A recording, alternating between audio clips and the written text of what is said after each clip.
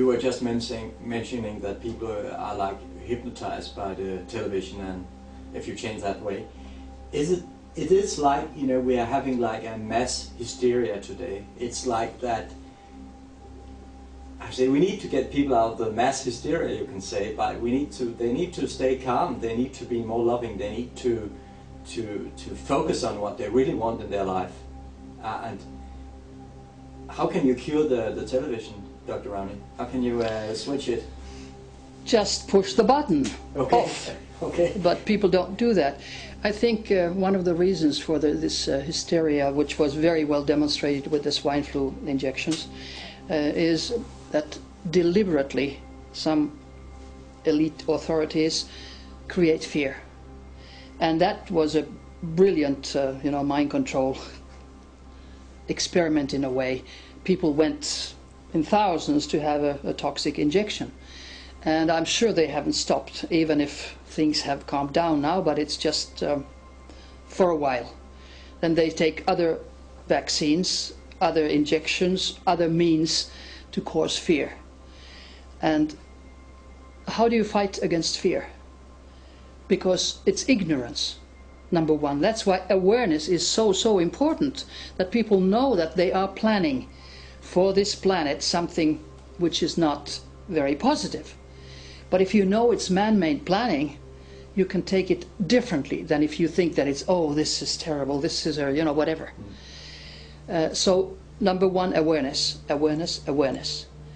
And when you know, then you can start, maybe, if you are able to. That's very difficult, I at least say personally, to send love vibrations to those who harass you and to the elite who wants to get rid of 2/3 of the world population. It's not easy, but if we succeed in that, that takes away the arms, quote, quote, from them. They can't attack you. If you really put on strong love vibrations to somebody who is evil towards you, he just can't act. He becomes, quote, quote, paralyzed. And that is, of course, the best way to use your thought energy, your light body, your energy to change things. And then you're surprised, certainly, when you see that people do change. I did an experiment. I had once a lawyer as my chief a long time ago, and the first time we met each other, there was just hate. I mean, I had never met him, and he had never met me, and there was just hate vibration, and I couldn't understand why. And then he bullied me and bullied me and bullied me for 12 years. I endured. And actually now, today, I'm very thankful for him, because being under constant daily pressure, unjust pressure for 12 years, now I can take this attacks with electromagnetic fields and with the secret services and whatever they are doing to me and my family. It doesn't feel so bad, because I've been immunized already. Exactly. So, it was very strange. At that time, I never thought of it. But then I asked in automatic writing, going into trance, and an energy, which is not mine, but from outside, I believe, wrote. I said, why was I, why was this hate between us? I mean, a strange person. And why was he bullying me all the time? And then I found out, automatic writing said that in a so-called previous physical existence, I had been his chief, and he had been working under me, and I bullied him all the time. And I thought, oh Christ, this serves me right. Yeah, exactly. And I changed my attitude then. And I decided, it was very difficult, but I decided that I'll make an experiment in my mind, not telling anybody. And in this hand I had a knife, in this hand I had a rose, or a bouquet actually, of flowers. And when I thought of him, he was coming, so instead of the knife, I put the knife in back of my back and gave him the bouquet of flowers. First I had to do it like this, like, oh, in my mind. But in 3 weeks it was very easy. And in 3 weeks he started opening the door for me, helping me with my coat, and then he went around the office and said, Rauni has changed. I hadn't changed, I didn't think at least, but the relationship, the energies between us had changed. Yeah. And ever since he was okay towards me, after bullying me for 12 years. Yeah. So you know, it's incredible what you can do with your energy and your mind. But it shows... Take the flowers.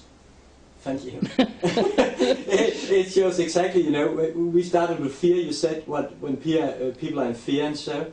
It's like, you know, all the media and all this stuff, all the chaos they are serving through the media, it disempowers people so that they become little me, helpless. What can I do? I'm so little, I'm so small. And I've been experiencing a lot of this in Denmark because I've been so, you can say, pushy, but I have actually been very loving. But they take it as pushy, but because you have to have the, how to say, the big picture to know what it's all about. But it's because when you are served all these big subjects, you know, then we have an earthquake there, and then we have swine flu. It's two big subjects for people to evaluate or understand through their emotions. So, you know, they have to find out what can they do for themselves, their family, and the ones that are close to them, because it takes a lot of energy, it takes a lot of attention to be able to watch these big subjects. I normally say to people, look at it as a movie.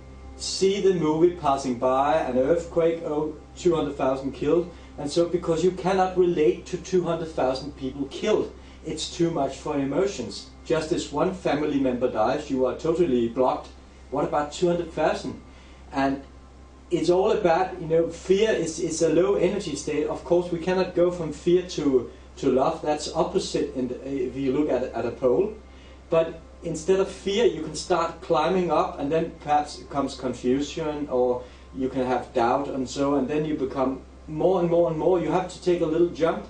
But if people realize that fear is really just an indicator to say, excuse me, you are taking the wrong road here, you're taking the wrong path, and that's not the way to heaven, that's not the way to love, you have to turn around. So fear is actually our best friend. You know, the place we are now, in this house, which you have said you find gorgeous and so, I moved from Copenhagen to this place.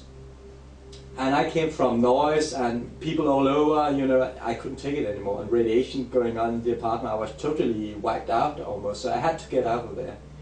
And this thing manifested. And the first 2 weeks, you know, I went into anxiety, I went into fear, I felt like shit, you know, it was all over. No, it was so dark here, you know, it's so dark here you could see all the stars, you know, in Copenhagen you cannot see anything, you know, the street lamps. But then I sat here and I said, what can I do about this? You know, now I'm here. So I said, I'm the kind of person, you know, then I buy a lot of books and I say, okay, let's find out what there is about fear and anxiety. And I start to study and I start to get into the now, Krishnamurti, you know, freedom in the now and so.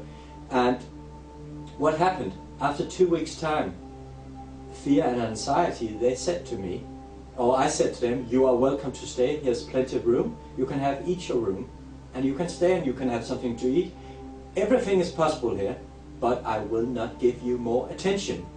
So one of the days afterwards, I saw them leaving. You know, they went out on the little road here, with their things over their shoulder and say, this place is bloody boring. So they left, and since that day, you know, there isn't really anything to fear, since, as you say, you know, we cannot die. And yeah, love is really the key. That's right.